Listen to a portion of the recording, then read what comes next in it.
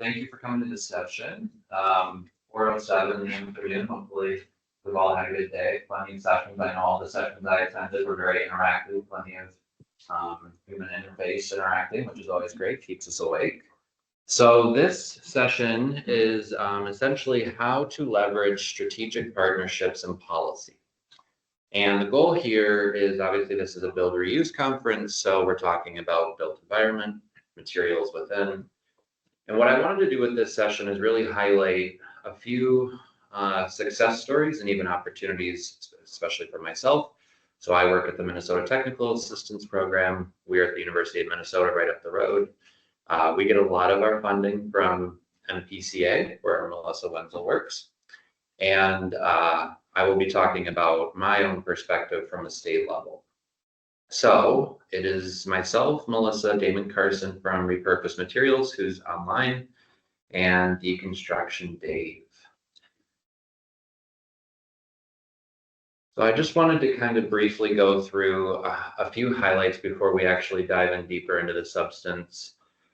And I've been at MinTap for 3 years now. And one thing that I've really noticed is I'd never worked on reuse before in my life, before I started my job here. I was working on food waste nationally. I loved that. But then I wanted to come back to Minnesota. And they were like, John, you're going to inherit something called the Minnesota Materials Exchange, and you're going to run it for us. And I was like, I don't know what that means. And they were like, well, you will figure it out. So I'll get more into that on my slides. But what I've learned in my 3 years is reuse happens at all scales. And depending on how you do it, it can operate quite effectively and you can have a lot of impact. So today's session is an opportunity to highlight some opportunities, some case studies that have been successful. You see those at the bottom of the screen. But for building materials specifically, I actually don't interact with them much. I approve all the listings for Minnesota Materials Exchange, and very few are building materials, in fact. So I know certainly from my time here, even prior to my time at MinTap, anytime you're reusing building materials, obviously they have to meet certain specifications if you're going to put them back into a building, especially if they're structural. And I've also learned in my 3 years here that there are many constraints to reuse being successful. Time is often a hurdle for a lot of my clients. They're like, we need this out quickly. You need to help us get rid of it essentially by tomorrow. Cost to store it or even to haul it away. And then labor. Do you have the actual physical man or woman power to get it from point A to point B? Because some of these things are heavy. So that's some of the stuff we'll be talking about today. Now I'll give it to Melissa. Hi folks, Melissa Wenzel, Built Environment Sustainability Administrator, Minnesota Pollution Control Agency. I love that my job includes interacting with others, connecting with others every single day. I mean, I obviously know a lot of you, partly because I'm the conference planner, you know me now, but I wouldn't be able to do my job without the partnerships that I make with others across Minnesota and definitely beyond. So I joined this role 6 years ago. It's the first time that this position was created, and I think it's the only state in the nation that has such a dedicated person dedicated to a more sustainable built environment. And when this position started, when I started, we created a systems map with a few stakeholders. People actually applied to be a part of our stakeholder group so that we could try to figure out problems and what the problems are and what the solutions would be for them. But we had them give us what they think we should do. State government's really good about telling people what to do. We're trying to not do that when we don't have to. So we created this image, our building sector system map, from the people who attended that very first meeting. And it is a, kind of a messy map. It's a big system and there's many, many parts on it. I have not had to change this map in the 6 years since it was created. It started off with a bunch of Post-it notes on a wall, like we've been doing today. And actually, it took me a little while before I realized how the person who created it from the Post-it notes to this image made it both linear and circular. And she's smarter than me, so she probably did that on purpose, but it just struck me about how diverse, how rich, how connected various parts are for the built environment. I consider anything that's also in a building to be part of the built environment, so that really opens up the connections very fast. It can include pavement and sidewalks, the hardscapes. I don't really go there. We have people in places that are recycling those kind of materials already. So back in 2019, when I attended my first Build Reuse conference, it's when I first heard about the concept of an online material marketplace for building materials. Elma from Netherlands spoke about how they have a material marketplace systems map where it's a Google map integrated with building material icons. Where can I source these materials as architects, as designers? So if I were to click on this map, I can click on the brick icon and I can find bricks all over Rotterdam, I think was the city that was being featured. That blew my mind. I'm just like, that's what we need. And so since then, I've certainly learned about a lot of different material marketplaces with Repleaf specifically, and just really feel strongly that we need to have that in Minnesota. We have some of our partners who use it for their own systems, Alina Health System. I think there might be one college or university that uses it, but I want it to be more open source. So anyone, any organization in Minnesota could use it. That costs money. We don't have that. So we're still working on that with the University of Minnesota, with John at MinTap.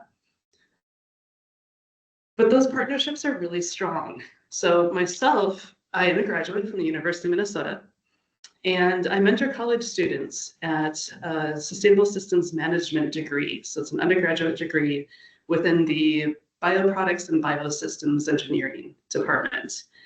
And some folks have mentioned the Center for Sustainable Building Research, also part of the University of Minnesota.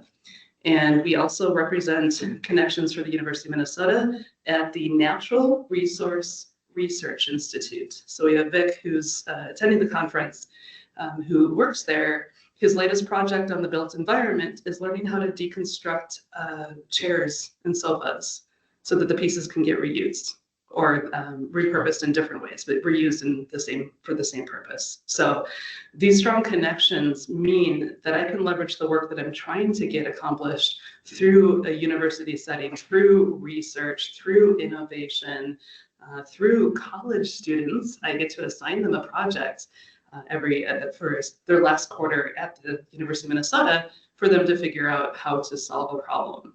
Last year was actually a really fun case because nobody knew the answer. I posted it on LinkedIn and no one literally had an answer.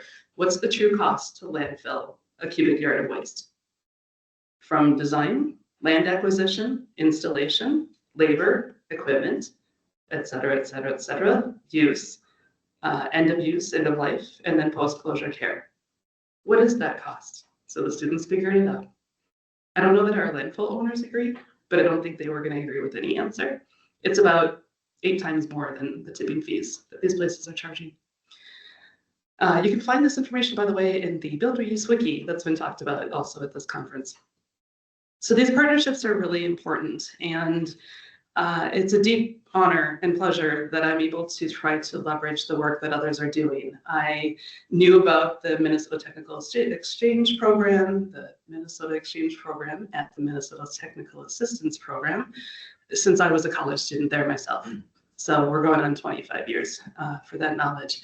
But to see the work being continued with different staff who are just as enthusiastic and bright and interested in these topics, it's been really great to see those developments. So I'm connected to a number of people in Minnesota. This is just one sliver snapshot in time, and we're kind of in the middle of our story of having an online material marketplace.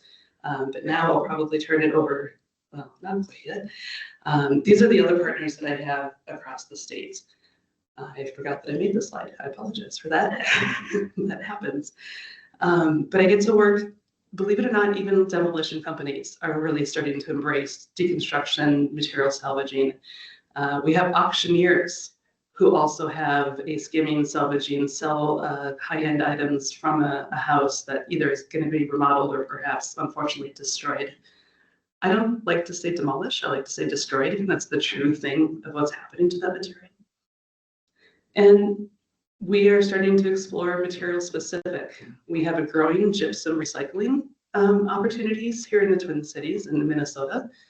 And I've actually tried to inspire some window manufacturing to create a take back reuse program that makes money for them and has them save money. There's no end to the number of partnerships I can have. And thank goodness, because I love variety and I love helping people. I love interacting with successes. I love lifting people up. So I'm at the right job at the right time. And I've been really glad to know Deconstruction Dave, who was the very first person I met at the 2019 conference. And his big, bright smiles made my day. And I've been in love with this work ever since. Gonna turn it back over to John. Thank you. I will echo everything Melissa just said about variety in a job, and right here, right now, I feel like there's momentum, there's a real flywheel going on, particularly in the state of Minnesota, with funding that's being leveraged, more people becoming aware of reuse writ large across industry, across government agencies. I have a summer intern right now, actually, at one of the state agencies, and we're exploring how can we get them as an agency to move more materials through the statute pathways that are dictated in legislation, rather than them stockpiling items and then put them quickly in a dumpster because they're told they have to vacate a building in a day. We're trying to get them more understanding around what the statute says they ought to do with it, and giving them more of that runway, that time to be able to get rid of it responsibly rather than trash. I don't know if I'm gonna get more messages. Oh, yeah. So I'm actually gonna go backwards to, I'll actually go back to this slide really quick, and I'm glad that Melissa created this because in my job description, reuse is written as 20% of my time. So I get to spend one day a week on reuse, and ostensibly the exchange is that. So for me, I have to be really strategic about how I spend that time, and it can be time spent on outreach, trying to engage more clients on posting stuff on the exchange, approving accounts, approving listings, editing certain things, doing a newsletter, doing a weekly social media post. It all adds up. So my time quickly dwindles when I have so much opportunity to essentially go after.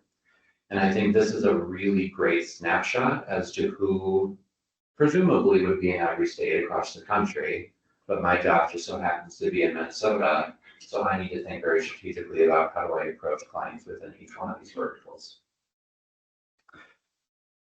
I'm going to make you sad for a second, or maybe I won't. It makes me sad.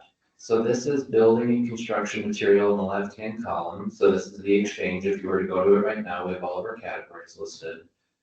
I took a snapshot last week, and wooden pallets were the only thing that are listed right now under building construction materials. I just told you I don't have a lot of time to do outreach, so it's not a surprise. However, this ends up being the result of that. One of the biggest reasons I wrote this proposal for this conference in particular is maybe groupthink, maybe feedback.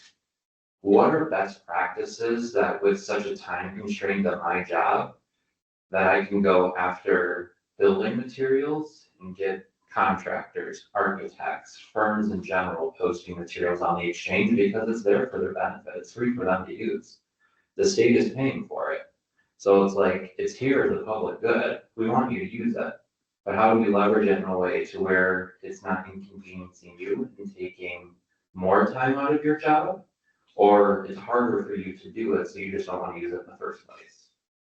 These are still questions that I have. And I think it's just because there's so much opportunity. So I posed a question in the bubble: architects, deconstruction, demolition contractors, transfer stations. We have north of 50, maybe even 60 across the state of Minnesota in different counties. And Melissa, to her credit, and Becker County up north, got me thinking in 2023 early on about why don't you start like a brochure for the exchange and drop it off at different transfer stations, because that's where contractors are bringing materials. Well, once again, I'm going to go back to a time constraint on my job. So I printed off the brochures. We have all them ready to go, but I'm like, okay, I could send them up north, out west, down south, in the metro. Do I hand deliver them? Do I mail them? Is it a phone call? Do I follow up with an email? How do I make that relationship with each transfer station? Because chances are, if I don't know them, they're going to be receiving a call from me, and they're not going to necessarily want to follow through or even follow through because that relationship isn't intact. So in other words, these things take time to build. And do I do that very strategically and systematically across every single transfer station in the state of Minnesota?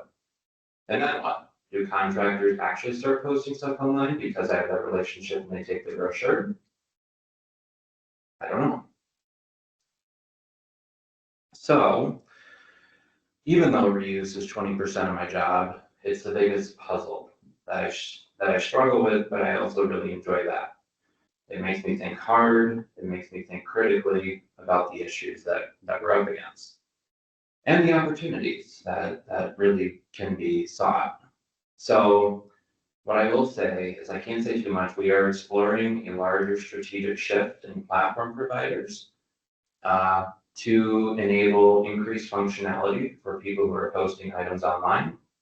And what I mean by that is help from other people in the form of like marketing and actual time spent helping clients post items online, but also artificial intelligence. I've heard a decent amount yesterday and today, and I think it's here to stay, at least for my job, because it's only going to make my job easier in helping people post more stuff online. It'll go quicker. So my employer has to report metrics out to MPCA every single year because we're grant funded. Reuse is a part of that. It's not weight, it's number of exchanges per year. So my goal as a sustainable materials management specialist is always making sure that whatever material is generated stays out of a landfill or an incinerator. That's goal one. My real goal is reduction, absolute reduction. For a Pollution Prevention Institute, help clients reduce material waste. And then reuse, help them reuse. That's where the exchange comes in. How do I leverage the exchange to enable clients to do that when we have them? What networks do I tap into for builders to donate or post items online? Melissa's been very gracious to introduce me to different organizations throughout my tenure at Mintab. She's a big supporter of the exchange, as are some of her coworkers. And I was fortunate enough to be invited to the Carbon Leadership Forum locally. And I also belong to the Materials Reuse Forum national group that's East and West Coast. So I join that monthly. And it's mostly we're talking about what's going on in our localities. How are we dealing with issues locally? I wouldn't say that we're dissimilar to each other. All of us are facing these problems. And then I just mentioned transfer stations. So it's still on my list. You know, how do I build relationships with transfer stations across the state to enable more posting of built materials, specifically built materials in general? So I will turn it over to Damon. Can you hear me, John? Yes, I can. All right, thank you for the introduction. So repurposed materials, when I introduced the company, this is one of our marquees, America's largest industrial thrift store, I think is a good way to say it. We're focused on the reuse side of reduce, reuse, recycle. The bottom phrase, use, surplus, and salvage, I think helps give a good word picture to those uninitiated. John, if you want to switch to the next slide.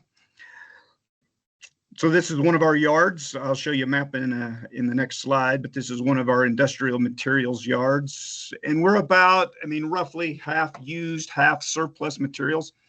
On the surplus side right here, you can see infrastructure building materials like all the pipe. It's a crying shame in America, but it's crazy. Sunburnt, sun-faded pipe is a huge, huge problem in the infrastructure, construction, building industry.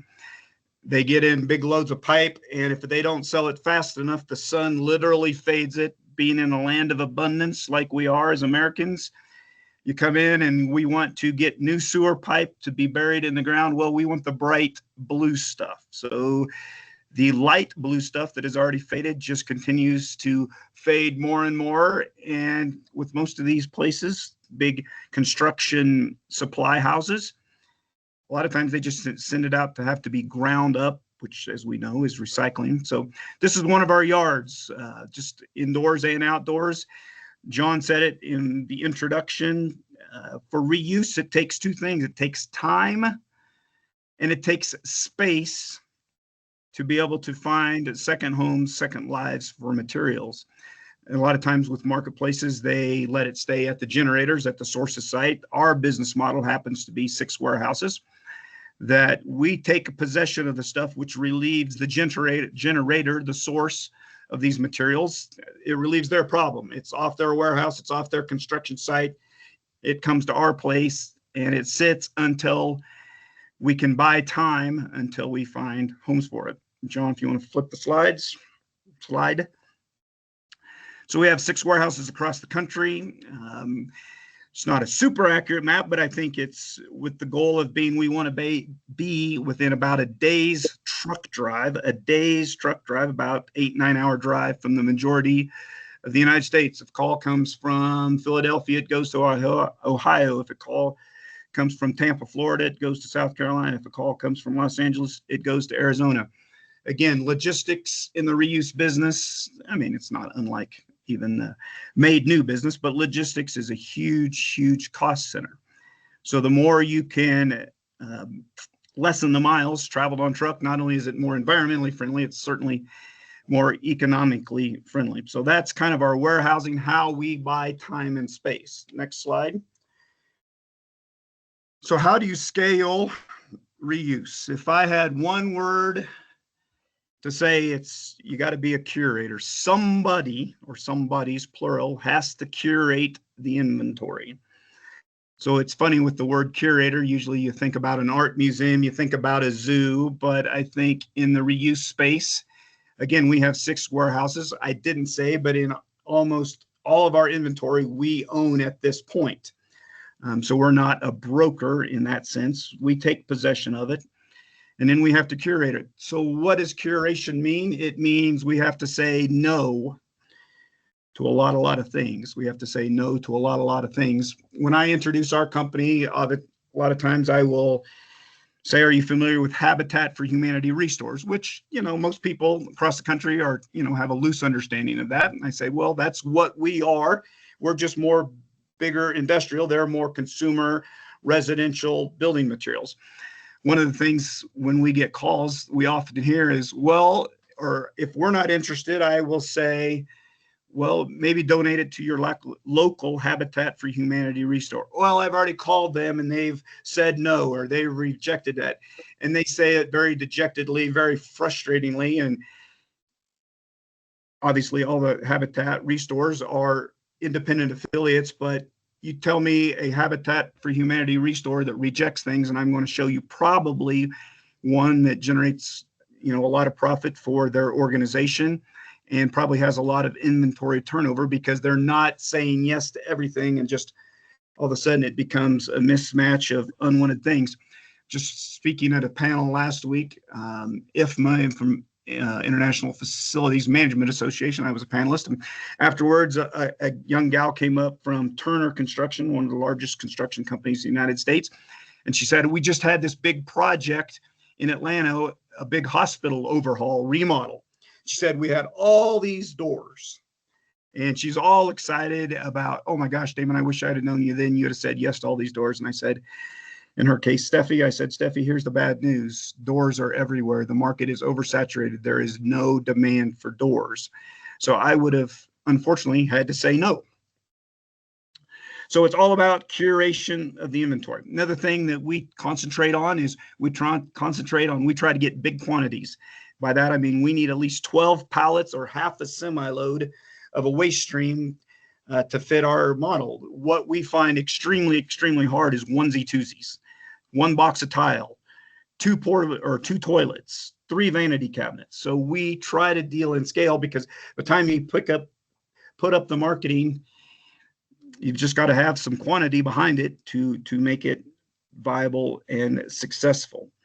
Another thing we try to do with our generators, our construction companies that we deal with, is we try to be the easy button. Again, lots of people try to act as brokers, which is fine. There's nothing wrong with that business model. But what we find with construction and building situations is the job's over. We got to clean up the yard. It's either your truck or the trash truck.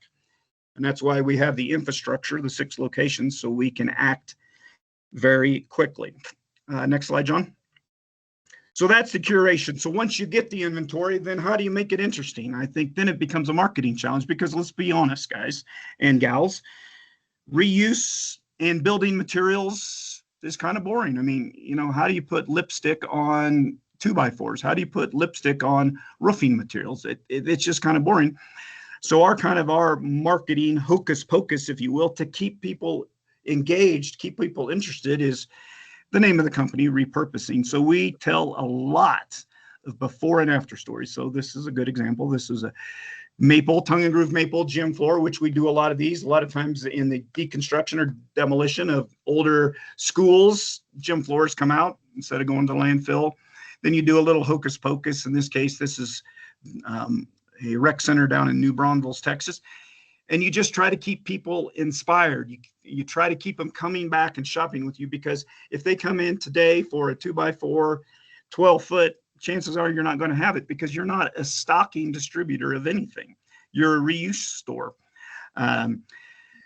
So we got to keep them interested and keep them coming back, So that is how we do it. Telling lots of before and after stories, And again, repurposing, where it gets a very different or alternate second life.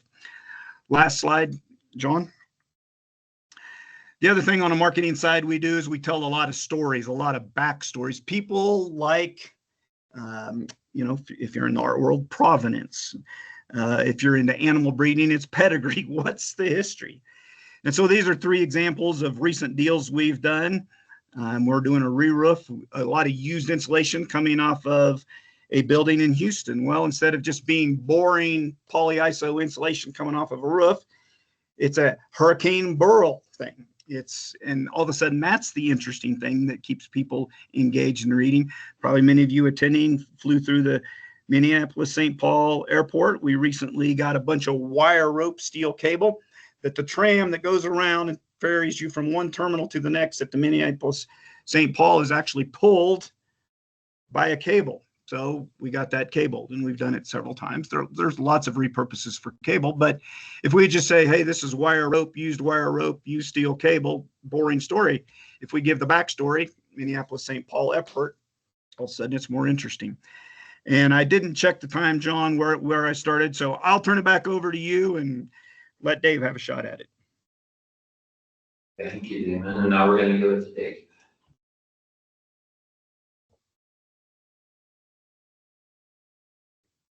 All right, thank you. Okay, we're all tired of hearing me call myself Deconstruction Dave. I know, so I won't do it. Let me see. Okay, I just missed it. Sorry, he just said that. Yeah.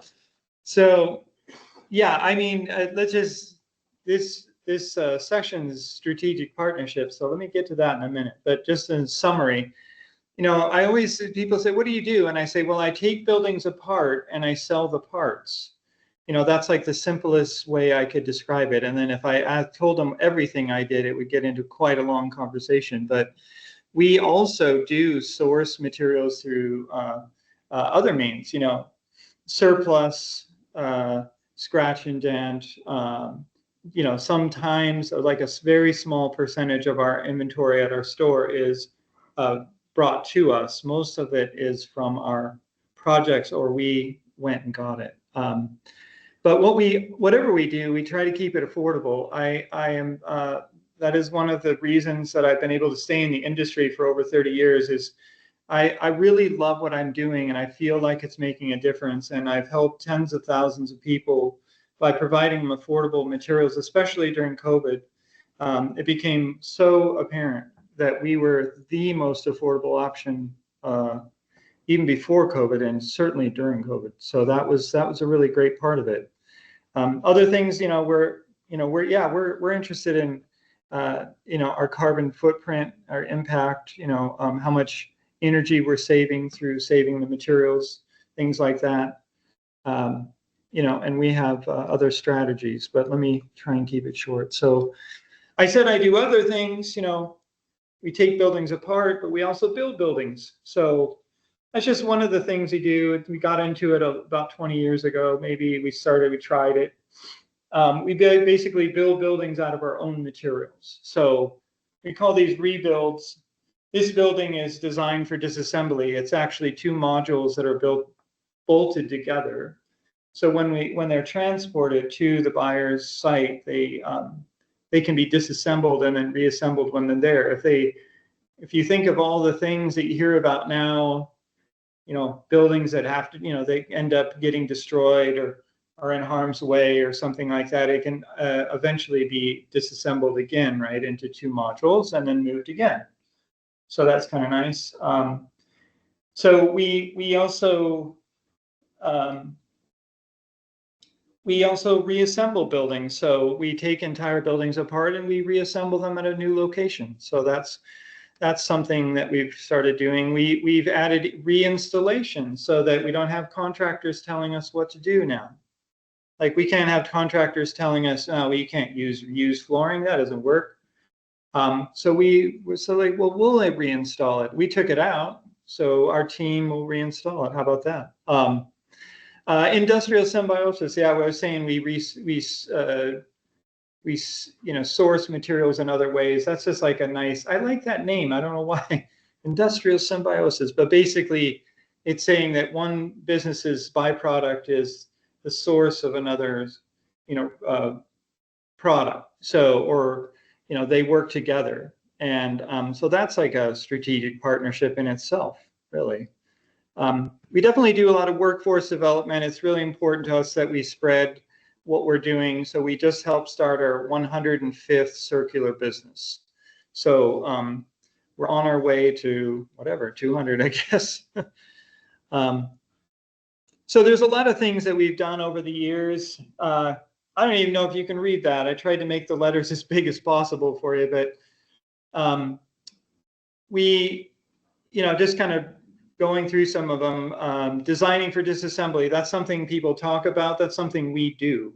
We now get to do it. It's kind of fun. Instead of just talking about it, we're doing it. It's helping us learn about it by actually trying it, right? Forget the TV show. You don't need to hear about that. We have a network in New York City now called the New York City Circular Construction Network. That's meant to solve problems there that, they want circular construction, but they wanted it like we're starting from zero. So we're there trying to build it up.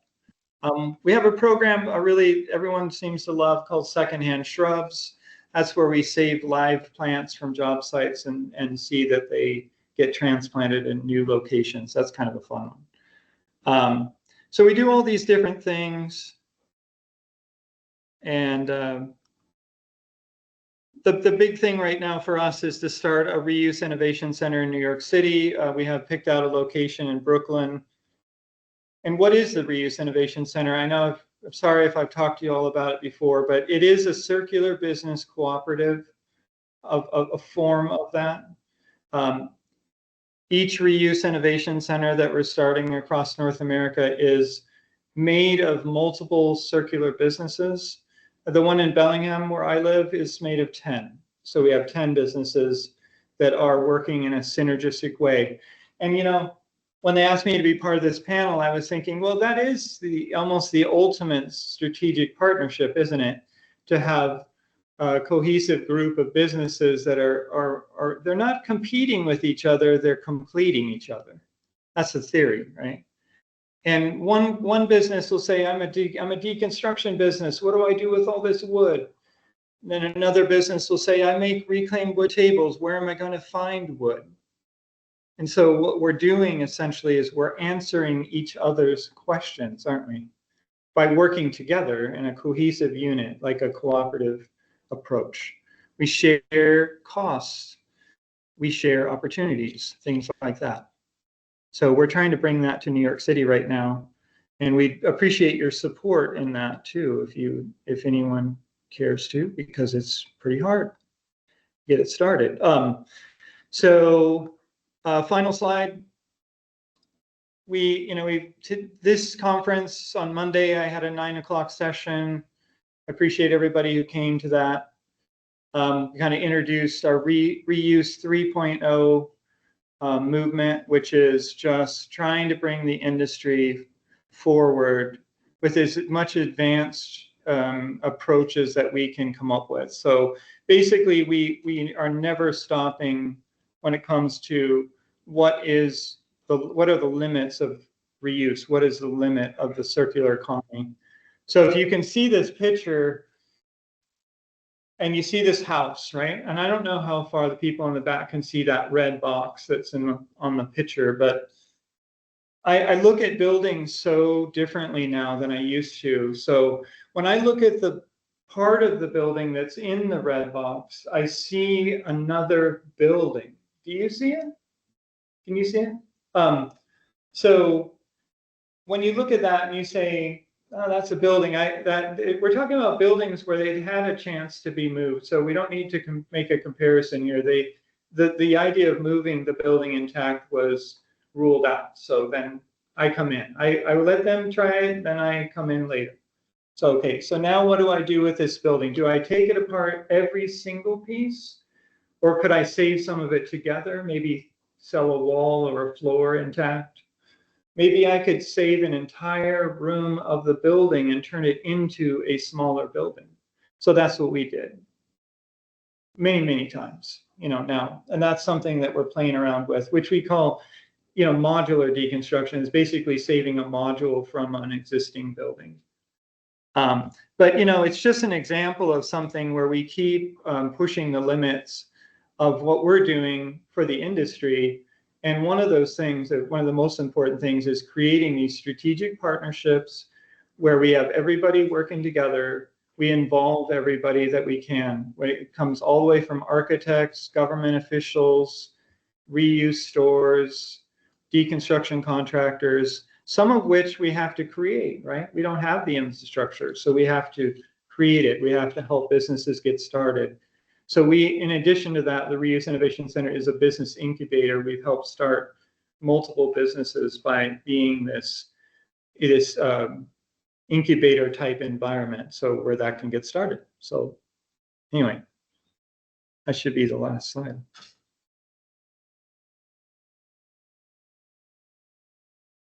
Thank you, Dave.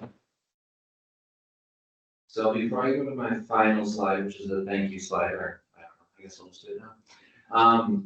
I know that I had written policy into the title of this presentation. Obviously, what you just heard was a lot of focus on strategic partnership, which also was part of the title. Policy is not part of my job, never will be part of my job.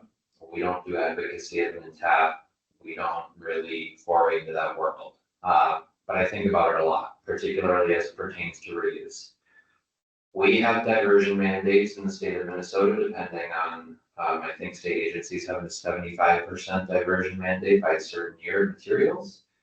For reuse in particular, I think about that very deeply. And I'm like, what kind of policy framework could the state of Minnesota particularly adopt that would enable businesses, not so much agencies, but private industry, to want to partake in an online platform like the Exchange more often, because that policy sets a bare minimum, like floor. Thou shalt reuse 10% of your materials. I think that it has a role to play. I don't know what it looks like. So I think that could be a question for the panel. It could be a question for the room as well. What are policies, particularly around reuse in your states that are working? That's something that I'm curious about. And I also will say that I invited Ohio EPA to join this panel today, but interestingly enough, the woman who I invited is not working in Minnesota. So she was going to talk about their materials marketplace in Ohio because it's been very successful.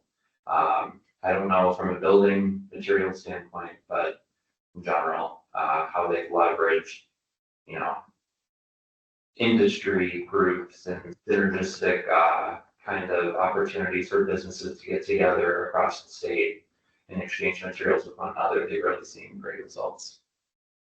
So that is it for me. But I will open it up to the audience in particular if you have questions first. I don't know if there's questions over here.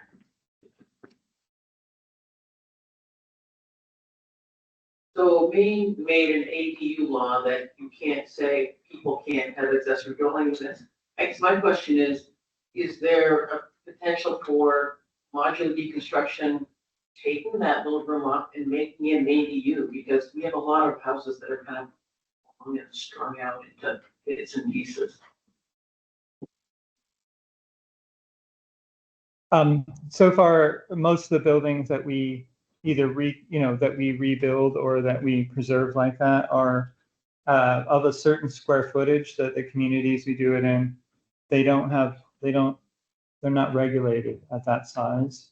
And so we haven't tried living, something that people could live in. I know people are probably doing it, but we don't market them that way. So, but, like in Washington State, there's, part of this conference has been talking about how reclaimed wood is allowed in new construction now. And so I think some of the barriers that we used to have have been removed, and so, so we're excited to explore that. We're excited to try and take larger and larger chunks and put two modules together and, the things that people can live in. Right now, we're focused on emergency housing units that we're trying to get the cost down after a natural disaster and things like that. We want to be able to provide that. Maybe there are less restrictions on those. I'm not sure. I'm not an expert on that. I learned about lesson a couple weeks ago. Somebody followed up and said, I've been, casually deconstructing buildings, small buildings, sheds, or building a cabin in the woods kind of thing. In the city that I live in, a small city in rural Minnesota, they wanted to unbuild a building, that small building, and make a shed out of it. It's not structurally, you don't live in it, but what's the policy? Building code is so strictly regulated. Anything larger than a 20 by 10 is requiring a permit. And, they basically, the person who at the city was saying, we don't want you to use used materials because we could be liable for it. Because we have to, I know. And so it was just like, okay, finally, there's an opportunity so we can do something. So I would guess that there would be some strict regulations. I know that there's efforts on trying to have wood be reused without needing certification for each piece of wood. Canada's working on that, and several states in the US would probably jump on it and try to have something similar. And so I think we might have a brighter future, but it's a little tough right now. So non-structural use of wood and other materials tends to be okay, but if you're actually going to be in it, that's a structure that we need to be certified and permitted and stuff. Okay, got a question over here? Maybe. My question is for repurposed materials. Do you feel that you see any success? You're taking in the materials from the larger construction contractors, but do you have any buy-in on the back end that there are large construction contractors that will take that sun-faded material, or is it mostly you do have to just repurpose it? Fair question. I would say, the adoption by large construction companies, as in a large let's say you get in 2 semi-loads of something, the chances of a rehoming on a large project, it is small at this point. They have the funds and the ability to go buy brand new materials. So typically it's a good industry term, break bulk. So we find the rancher who's doing a project and he wants, 25% of a truckload. So it's a lot of downsizing, but it's encouraging. It's funny that I mentioned sun-faded pipe and you just said that. I just, in the last 2 weeks, had a contractor call me, said their municipality, their governing now has written into their rules that they can use sun-faded pipe for infrastructure projects. So back to the legislation component, a lot of these building codes are very anti, as we all know, used roofing insulation. I mean, I can't tell you how many people are interested in our used roofing insulation and they go to the town fathers. Nope, it has to be new just by code, built by building codes. And so there could be legislation around more permissive uses of reused and used materials.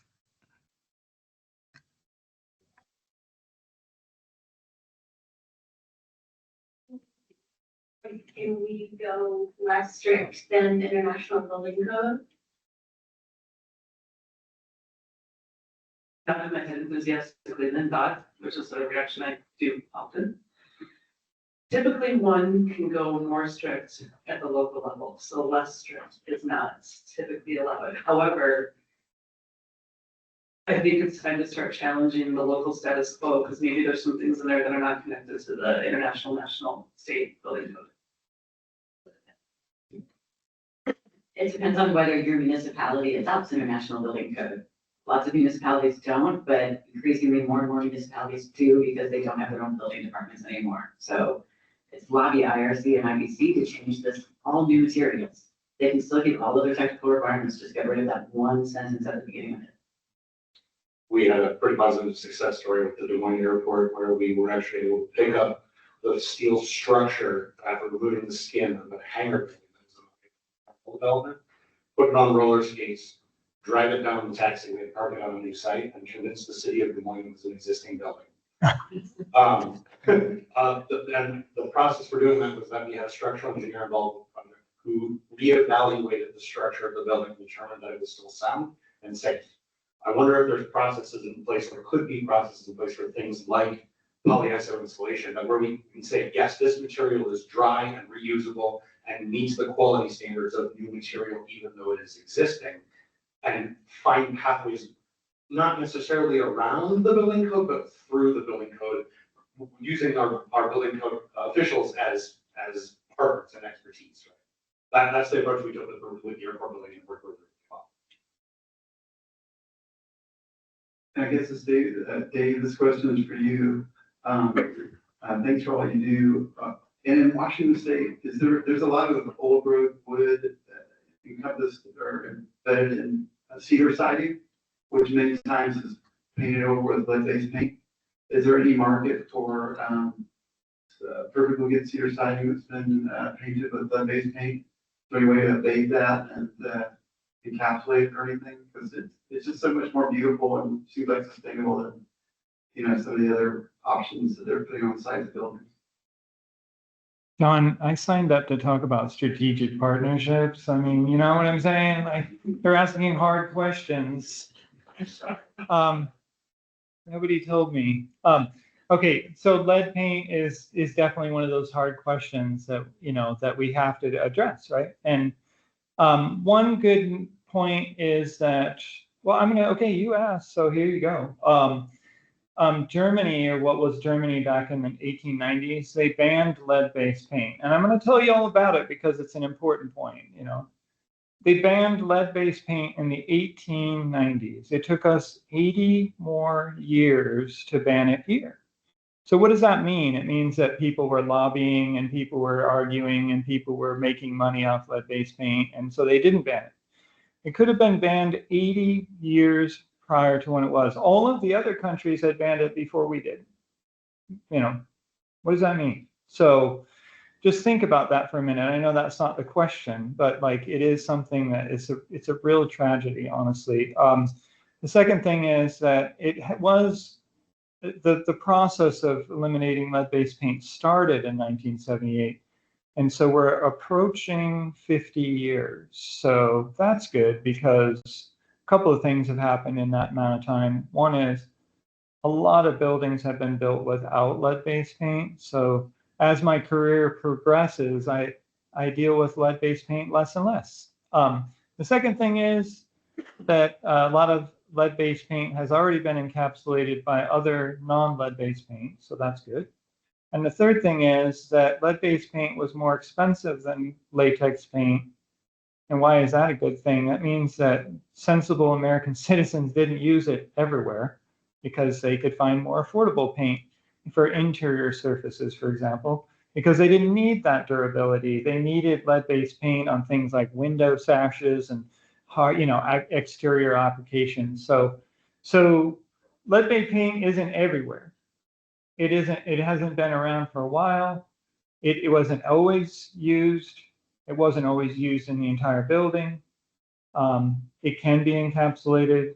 It's a problem. We tend to avoid, a lot of people tend to avoid it when they do encounter it, especially when it's distressed.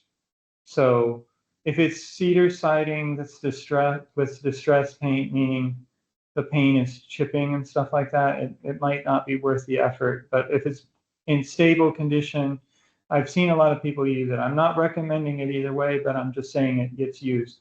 Where it becomes, like even more of a discussion point is if there was like a fireplace mantle, like a decorative antique hand-carved fireplace mantle with lead-based paint on it for some reason, you would be like, wow, I can't imagine getting rid of that, And then you say, well, how would I strip that off? The paint, the paint, once it's stripped off, becomes a controlled material that has to be disposed of properly, because now it's a concentrated amount of lead and stuff like that. So the answer is yes and no. People are dealing with it. The EPA, to my knowledge, and I'm not saying I'm a lead expert, but they regulate the disposal of lead-based paint, but not the reuse of it. So when you take the Lead Safe Renovator course, that I don't know if they even hold it. I don't know if the EPA deals with lead-based paint anymore. I'm not sure. You'll have to ask them. But they had a program to get contractors educated about lead-based paint, and the whole course was about disposing of it or handling it, things like that. They didn't touch on reusing it at all. And when I asked the instructor said, we don't regulate the reuse of lead-based paint. We regulate the disposal of it, and then OSHA regulates like workers working with it, things like that. So there's some information. I hope it helps. I mean, it's something that a lot of people have been successful at encapsulating it, but that doesn't make it go away. It might be something where they encapsulate it and then they somehow notify people that it's still there. By the way, lead isn't regulated in most demolition or building removal. It's regulated in places that will be occupied by people, again, like a daycare center or a home. We really only have time for one more question, and I guess I'm gonna select. Yeah. So, sorry, use the Luma app, please ask questions of the speakers directly or reach out to the public. Thank you. My question is also for Dave.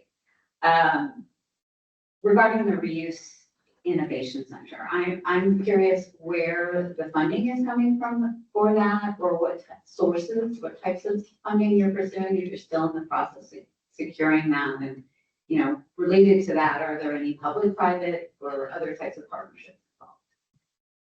Hey, John, it's a question about strategic partnerships. I'll answer this one. Sorry, I didn't want to hog all the questions. So the first Reuse Innovation Center is Bellingham, Washington.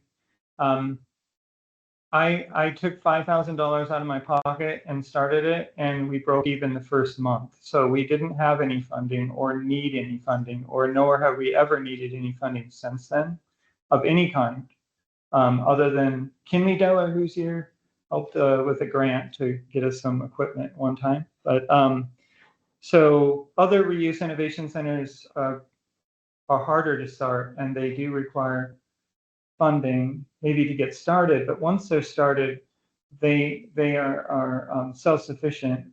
They are meant to be self-sufficient. We're starting 2 in New York State, hoping to start 1 in British Columbia. We have 2 other similar operations, smaller versions of it in Washington State and stuff like that. Partnership-wise, they've involved, some involve government grants, and some involve, in the one in New York State, with the landlord would be the government agency that we're partnering with. They would actually essentially own it, and they would hire a nonprofit to run it for them. So it's a great example of how different strategic partnerships can be used. And the key to the circular economy is adaptation. And so the Reuse Innovation Center is designed to be adaptable to every condition, every community, and every material type, and every strategic partnership you can dream up. And I can talk to you more about it later. Yeah, thank you for coming. We're at time, so if you have additional questions, feel free to come up and chat with us. Thank you for joining us, Damon. Thank you.